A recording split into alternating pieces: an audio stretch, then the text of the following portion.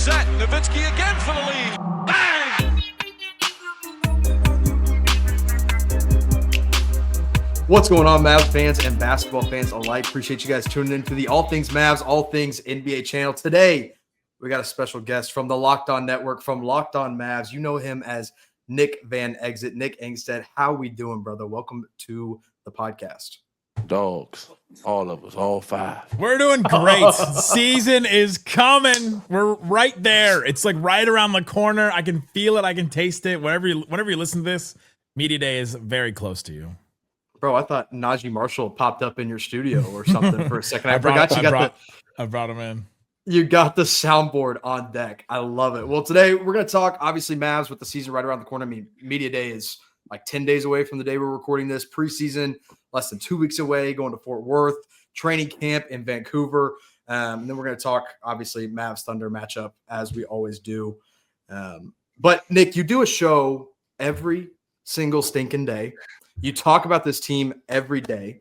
And so people know your thoughts all the time. But what is one thing about this Mavericks team, one take that you have about this Mavericks team that nobody's really talking about? Something that's just on your mind that nobody else is touching on? Man, I think that not a lot of people are touching on how deep this team is, in the sense that like there's going to be guys that aren't going to play a lot, and we're going to be stuck with going like, oh my gosh, are we? They traded Caleb Martin last year, and now he's not going to get any time at all. Or Max Christie was supposed to be this big piece in the Luka trade, and now he's not getting any time anymore. The Lively, Gafford, AD trio. Like if they decide that Anthony Davis has to play center, then one of those other two centers is going to have to sit out a bunch. Like there's going to be some disappointed players on this team, and that is a big thing for Jason Kidd to try and figure out. And he's actually been pretty good at that. He has handled a lot of players that have gotten less playing time or not started or dealt with roles that they didn't expect coming in. I mean, look at Klay Thompson last year, dealt with a role he did not expect to not be playing with Luka Doncic last season, and then all of a sudden he is on a different team basically now. And so that's something Jason Kidd, I think, will have to figure out. But it just goes to show the depth of this team and how like they're not going to play an 11-man rotation. It's just not going to happen. So there's just going to be some disappointed players on this team, and some fans I think will be surprised. Like Brandon Williams, it's hard for me to like try and figure out a role for him, even though he had a good end of the season last year. Yeah, Nick, question for you. So depth seemed to kind of be the theme of the playoffs last year. So obviously Oklahoma City makes the deep run, ends up winning the title. Indiana makes a run, makes it to the finals, largely off their depth as well. How would you compare the Mavs depth to those two teams, just for me kind of as an outsider? Yeah, I think the depth, like the Mavs have, well, I'd say 11 NBA players like that. They have that kind of depth. The Thunder have like 7 players who should be on like top 100 lists. Like Casey Wallace probably should have made a bunch of lists. He didn't make any of them. He didn't make ESPN or the Locked On Top 100 or the Ringers even, but a lot of people think that he should. Then they would have 7 players. Like that's insane to have 7 players, 450 players in the NBA. And so that kind of depth is like, that's a high end depth, and depth where those guys are going to get better. The Chet Holmgren, the Jalen Williams, Casey Wallace, already mentioned. Even SGA probably getting better too. Mm-hmm. Like there's just so much there, and you can count on all of them. They're all going to be there this season. You don't have to worry about contracts this season. You can worry about that for next year. But the Mavs depth is like, they just have solid players across the board. I think Dirk said this the other day. They have 2 players at every position. That's pretty true. When Kyrie comes back, they will have 2 players at every position. And that's just not something that every team in the NBA has. And so that kind of depth, I think, is rare in the NBA. Yeah. Yeah, I think it's been an interesting, obviously everything has shifted over the past year for the Dallas Mavericks. But the shift that's come into play lately has been like, I remember tweeting so clearly, like, just give me the talent and then we'll figure it all out later. It's like, okay, well, now we got a bunch of talent, and Jason Kidd's going to have to find a good way to manage it, like you said. And he does a good job of that, both in, how he actually divvies out roles and stuff like that, but also just being a player coach. And he's been there and he's done that, and he's seen his role move all around the NBA, coming in as a hot shot, and then playing all the way through as like a, whatever he was, 15-year vet on that Knicks team back in the day. So I'm excited to see how the depth manages out. I mean, also some sneaky tradable contracts. Like if these guys like the Caleb Martins, and even, I mean, I don't want to trade Daniel Gafford, but if Daniel Gafford really does take that back seat and AD's playing the 5, like Gafford's contract is tradable next season. I mean, I think that'll be fun to watch this season. Yeah, exactly. the name that everyone's watching right off the bat. Obviously, we're all making sure Anthony Davis is healthy and his eyes work and everything else. But the main name everybody's going to be tuning in for, no pun intended, is Cooper Flagg, the number 1 overall pick. Watching his role and what that's going to be is going to be extremely special. But everyone gets a taste of what it's going to look like, and you learn a lot in those first 10 games. We can include preseason in that. So preseason to first 10 games. What are you watching for the closest with Cooper Flagg and how Jason Kidd uses him?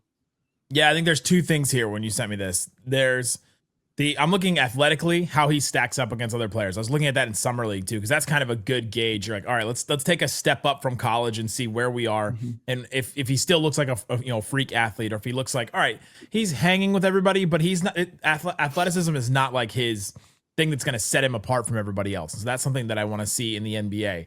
Does he look slow to guard guards? Does he look big against other wings? Does he look small if he's trying to defend bigs? How does he look on the court? That's something that I'm definitely watching for him.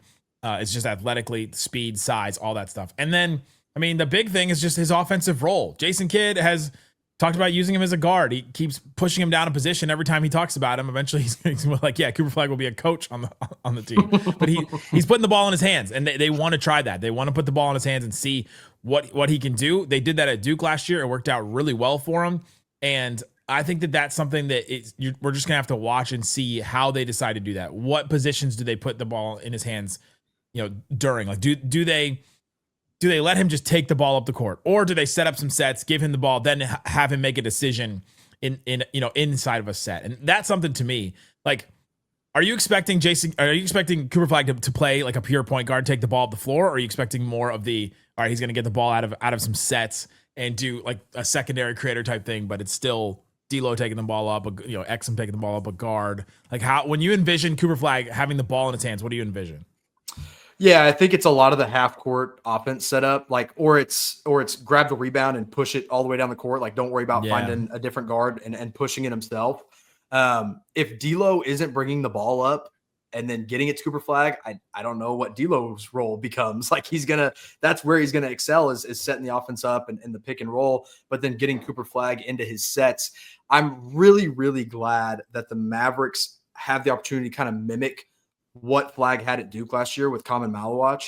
Like, the Lively Gafford pick and roll and AD too is like, it's going to be very similar. And watching all I've done all off season is just watch Duke games and watch freaking Summer League, the 2 games of Summer League that Cooper Flagg played on repeat. And so I think it's going to be very specific. Like, all right, Cooper Flagg, you got the ball at the top of the key.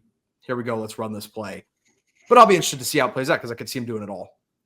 Yeah, that's what's intriguing for me. I watched a lot of Duke games last year because of Cooper Flagg, obviously not thinking in a million years he would wind up with the Mavericks. But I was impressed with him with the ball in his hands. And so I don't know. I mean, part of me thinks that it would be cool to give him the ball and let him run point at times. I don't know if that's reasonable, but I just think if you're talking pure growth potential, like putting all your eggs in the Cooper Flagg basket. I know that you have D'Angelo Russell, but I would just be curious to kind of see what he can do in a point guard role, bringing the ball up. Yeah, but they're not giving D'Angelo Russell the ball for 38, 40 minutes. I don't know if I can handle that. I don't know if I can handle that. I pray it's not 38, 40 minutes of D'Lo ball. But I know I'm higher on the signing than a lot of people, but Cooper Flagg, we look at the Giannis development. I think that's what everybody keeps referring back to with Jason Kidd, and Jason Kidd just gave Giannis the ball and said, here you go. Yep. Let's run. Now the stakes weren't as high. Giannis wasn't playing with a Kyrie Irving or an Anthony Davis, but he gave him the chance to develop. And so I'd love to see it. It's probably what's best for the Mavs going forward. Yeah. Because AD and Kyrie aren't going to be around very long. That's kind of like the way I look at it, again, from someone that has no emotional interest in the Mavericks at all, whether they win or they lose. You're the Thunder guy. You want their downfall. I do. You're right. No. Crash right into the dirt and just to never. You want PJ Washington to never see the light of day again in that arena. You're so right. That was a wild way to phrase that. I do have a lot of vested interest in the Mavs doing poorly, but I don't care if they do well. Right. So like I look at this is kind of this is not a comp as far as how they play, but I've been looking at Cooper Flagg as in a little bit of the same way that I kind of think about Chet, where you're like, I don't worry about his defense is like elite already. Like, I think it will be. And so then I'm looking at Cooper Flagg as someone that doesn't care if the Mavs win this year, thinking like, man, give him the ball all the time. Let him develop as much as he can in that way. And then, man, if that comes along, like you're looking at like a top 5 player in the league. Yeah, I think he's different in the sense that I think Chet's defense is an elite on a different level. I don't know if the Cooper Flagg will be there, but his offense is going to be leaps and bounds better than where Chet is right now. Yes. But they are both players that when I look at Chet, when I watched him in those playoff games like 2 years ago, you just saw a guy that had every option in front of him. Like he can handle the ball, he can take a jumper, he can take a three, he can go to the rim, he can, run a pick and roll himself, he can screen. Like you can do so many different things with him. And with Chet, it was like, well, which thing do I do now? And you're like, he has all the options in front of him. Right. With Cooper Flagg, it's going to be the same thing. And another thing I'm curious, maybe not the first 10 games, but just in this season, is what things from his offensive game pop up early enough in the season? Like what things translate early on? Will all of a sudden we look at Cooper Flagg and be like, oh, he may not be able to handle the ball in the way that we want, like in the way that a point guard has to handle the ball early on, because he's going to get pressure because he's the number one pick. There's a lot of hype around him. Guys are going to be wanting to like go after him. They're going to throw doubles at him because he's a rookie and they're going to want him to make mistakes and all that. And if they decide, all right, you can't dribble, then all of a sudden that changes the calculus and what you can do with a Cooper Flagg. But it's exciting that like you have so many options and I just don't know what he's going to end up being 2-3 years from now, which is amazing. Yeah, I really, again, talking about the summer league going back, there were so many impressive things, but both games, like he handled the ball for however long summer league games are, 40 minutes. Like he handled the ball the entire time and only had one turnover between those two games that he played. And so that's one of the most encouraging things to me. And one of the things that I think, okay, that's the next step up from college to summer league. That is the next step up of like not turning over the ball and doing those things well. And he did that. And so I think we're going to see a lot of it. He's going to have a lot of opportunity to fail. He's going to have a lot of opportunity to succeed. Sticking with Cooper Flagg, just before we move on to the next thing, because we talked about defensively, do you see him being the point of attack defender in the Mavs starting lineup next year? I know it's very matchup dependent, but I don't know who it is right now. I think we're getting Clay in the starting 5. That's my gut. If we get the PJ in the starting 5, where it's the big lineup, where it's D'Angelo Russell, PJ, Cooper Flagg, Anthony Davis, and Lively, then all of a sudden you're like, all right, well, maybe it is Cooper Flagg. The thing about it is they're going to have such a good backline defense.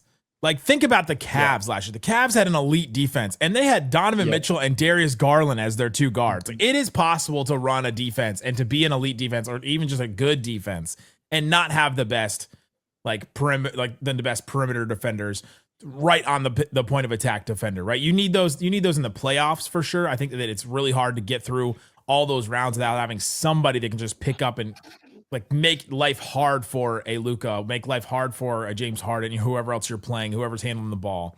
But I think during the regular season, like I think you could make it work. Like I love the different types of defenses that work. Rockets defense last year, like you have Şengün as your center, but you have Amen Thompson and Tari Eason out there defending the perimeter, and you're really, really good defense. Like I think you can work in different ways. And so they may not be the number one defense in the NBA because of their point of attack defense, because I think it may be Cooper Flagg that guards them, but it could be D'Angelo Russell too. And maybe he's just chasing around, and as soon as a screen happens, honestly, that's good for the Mavs, because then somebody else besides D'Angelo Russell is guarding that player. And like you have Anthony Davis coming to help, you have Cooper Flagg coming to help, you have Dereck Lively coming to help. Like that may be beneficial for the Mavericks. That's I'm looking at their defense early to be like, all right, what counters do they all of a sudden come up with? Because they're not going to have the best point of attack defense right away from that starting lineup.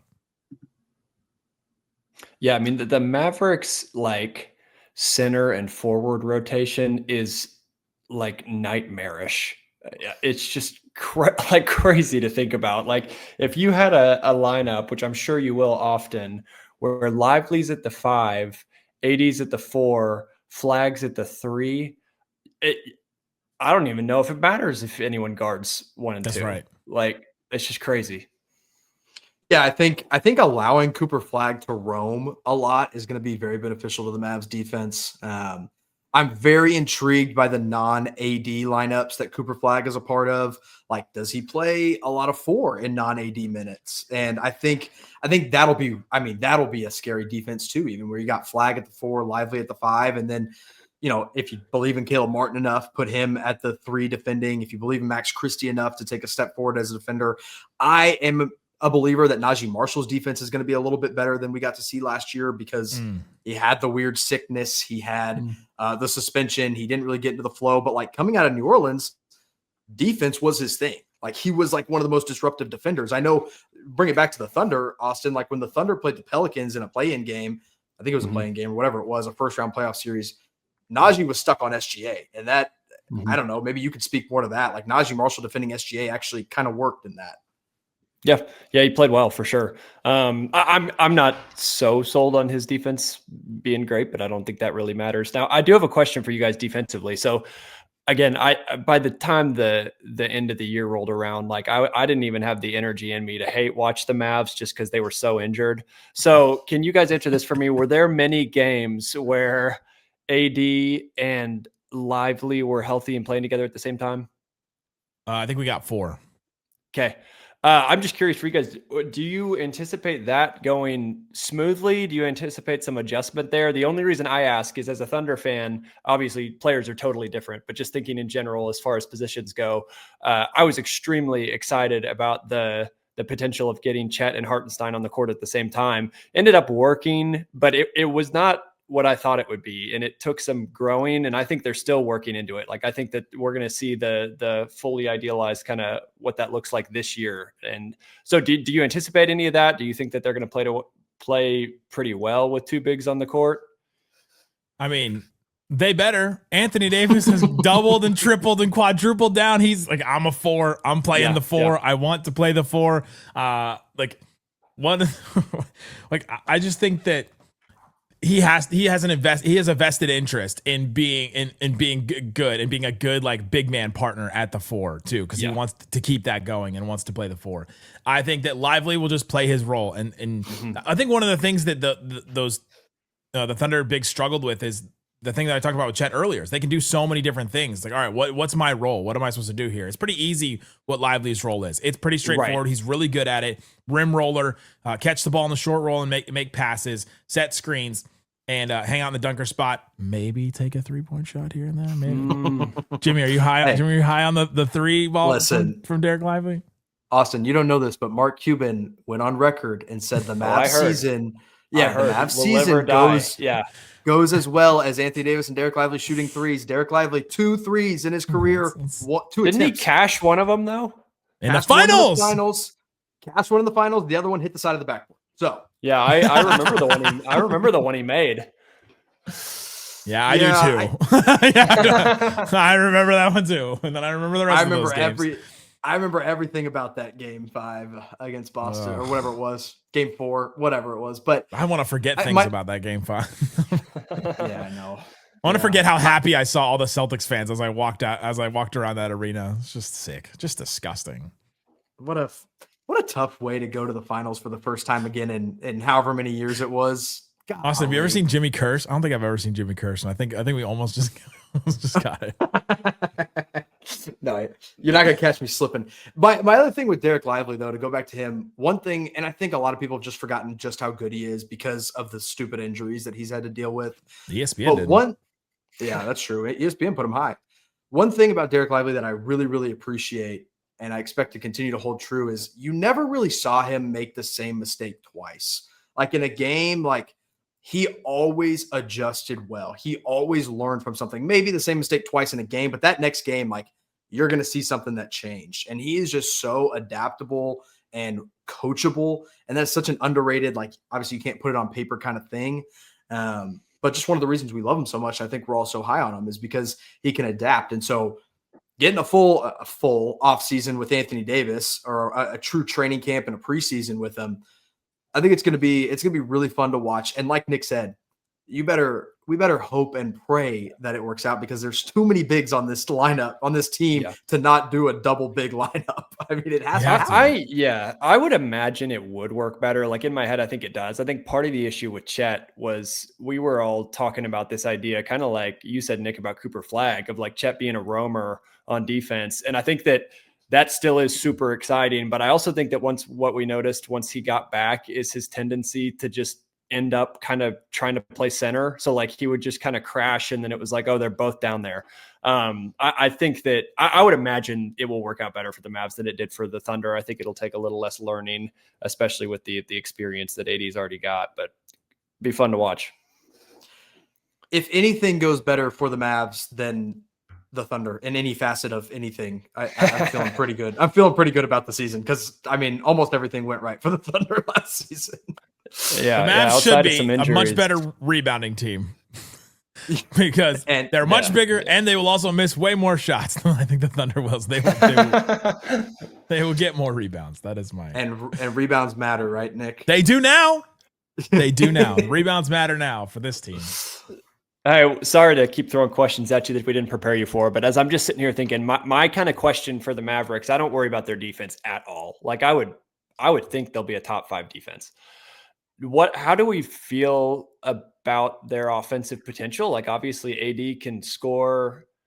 Cooper Flagg, I think, will be able to, but if he starts slow offensively and it takes him a year, which like I don't think that's that crazy. I've been attacked by a few Mavs fans, but I've also gone on record saying that I think Cooper Flagg's going to be like generational. I just think that, hey, maybe there's a world where his offense takes a little while to develop in the NBA. And if that happens, yeah, I know. If something like that worst case does happen, how do you guys feel about the Mavs offense? I kind of know how you feel, Jimmy, but what do you think, Nick? Listen, if you're going to come at Mavericks fans, don't come with a measured take, right? Like no, you're right, dude. You're right. Go for it all. I think the Mavericks will have the worst offense in the NBA this year. That's right. There we go. Yeah, all right. Earn it, right? If you're going to get attacked, earn it. That their offense is going to be a big issue, I think, because it's just going to be so different. The scheme has to be completely different than what we've seen in the past. Jason Kidd sometimes will just like in the past, it's like, all right, here's Brandon Williams. He will now play the Luka role. You're like, that I don't know if that's going to work. Like, I don't know if we just want to watch Brandon Williams create for the next like 20 seconds here. They've got to change something else. They have a lot of options, though, is the thing. They have rim rollers. Anthony Davis, Lively, Gafford, like great ones. They have shooters in Klay Thompson, Max Christie, if Caleb Martin finds a shot again. But PJ Washington had a really good shooting year last year. Cooper Flagg was a good shooter, in college and should be a good shooter. Like and D'Angelo Russell's a really good shooter. Like they have those. They have guys that can make some jumpers here and there. They have a couple attackers, and like I think Cooper Flagg's gonna be able to attack the rim for the Mavericks. Najee Marshall obviously can. D'Angelo Russell will a little. Anthony Davis will attack the rim in his own way. And so they have a bunch of options and a bunch of things they can do. It's just putting those pieces together. It's not going to be as seamless as one guy holding it all together, right? Like sometimes it felt like Luka was like the Tobey Maguire Spider-Man, like trying to hold the train together with the two webs like on either side. And he's just like trying to hold it back. This time it has to be by committee. It has to be everybody doing their own thing.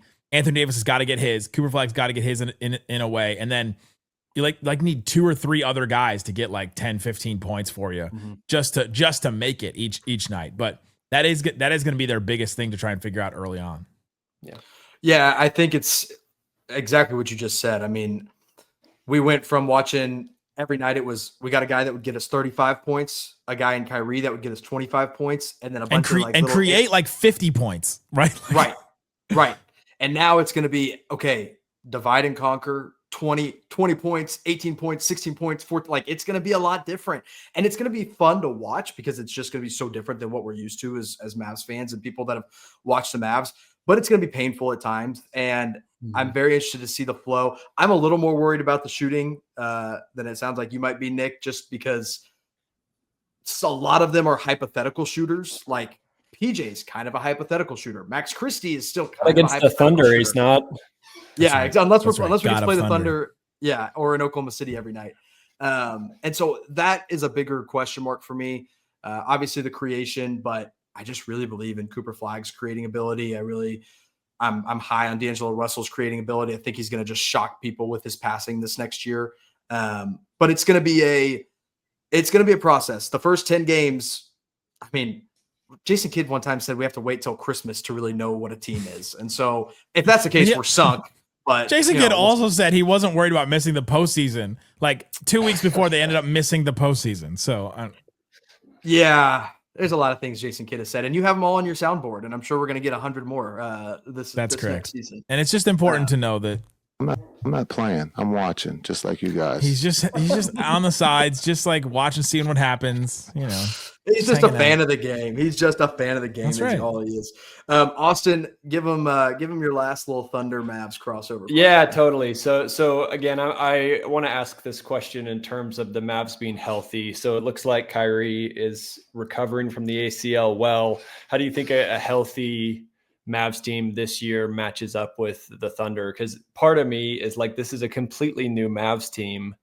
Maybe the Thunder won't have any issues with them, but I don't believe that. Like, I think that this team will still present issues for the Thunder when they're healthy.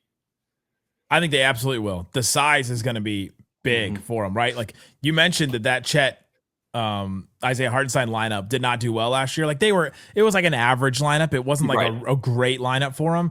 They'll have to use that against the Mavs, or you're just getting beat on every board. You're getting beat down low a ton. You're getting beat like just by size on defense on the other end too when you're trying to score. And so they'll have to go with that bigger lineup. And I think the Mavs, the size of their bigs will just body those two as well. And so they'll create problems, but obviously the Thunder will create their own issues. They'll turn the Mavs over like a million times, probably, and like have those issues. So until Kyrie does come back and you have somebody that doesn't turn the ball over as much, then I think that it's a really bad matchup for the Mavericks. But when Kyrie does come back and you got somebody that you can trust and handle the ball, get into the actions and actually create something, make it happen, it's a hard matchup. If the Mavs get enough games under their belt at the end of the season, I'm not saying I would call the Mavs to beat the Thunder in a playoffs, but I feel more confident they'd take like a couple games off of them. Sure. Right. In that sense, because there's going to be a game where Anthony Davis goes nuts and you go, we can't stop this guy. Like what are we even supposed to do? What are even the counters for? And then the next game will be, you'd be like, all right, here we go. We got what we needed and got to win. Yeah. The counter would probably be just putting Caruso on him. No, but I think that's super interesting. No, I'm just kidding. I'm just, you saw what he did to Jokic, dude. I mean, he can guard anybody. No, it's going to be really interesting.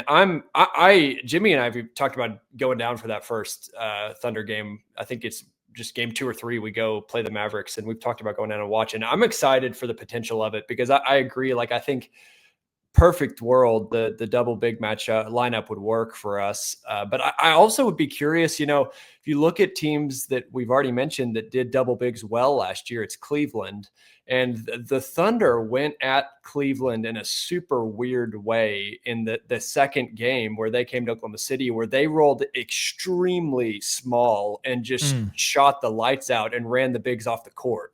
Now that all depends on the Thunder being able to hit shots because they're back and forth on whether or not they can hit a 3 or not. But it'll just be fun. Like, I think if you did get a Thunder Mavs series in the playoffs, I just think it'd be exciting because I think you'd see a lot of that. I think you'd see us going double big. I think you'd see Dallas adjusting, Thunder going small, and just should be a really fun, enjoyable matchup. And the rivalry is just good. So I was selfishly a little glad that y'all got Flagg because it feels like it's back. And I want to crack at the Mavericks again in the playoffs. Well, we'll see what happens if they get there. The Mavs have to get there first. That's the thing. I'm like, all right. I was going to say, I just want to crack that. I just want to crack at someone in the playoffs. I don't care. I just want to make sure we get a crack at somebody in the playoffs. Luckily, the West is full of cupcakes. So right, yeah. And KD's still there, so yeah, that's true. That's true. Well, Nick, we appreciate you jumping on. I'm sure if anybody is watching this, they know who you are and where to find you. But one time before we go, where can they find you? What are you planning up for Media Day for the preseason? Yeah, at Nick Van Exit on TikTok, Twitter, Instagram, all that good stuff, and then Locked On Mavs everywhere. And yeah, we're getting ready for the season to start. Media Day, we'll see what happens. The Mavs can change some rules, but we'll see what happens on that day. But I'm excited to hear what happens to the Mavs and see what they're doing in Vancouver. I still don't know what they're doing in Vancouver. Like I've been racking my brain. Like, what is the connection? It's like, can we get as far away as we can, still almost be in the U.S.? Yeah. What does anybody do in Vancouver? Right. So I guess that's the Grizzlies left. Yeah, exactly. All right. Appreciate you jumping on. Everybody make sure you like this video, subscribe, and we'll see you next time.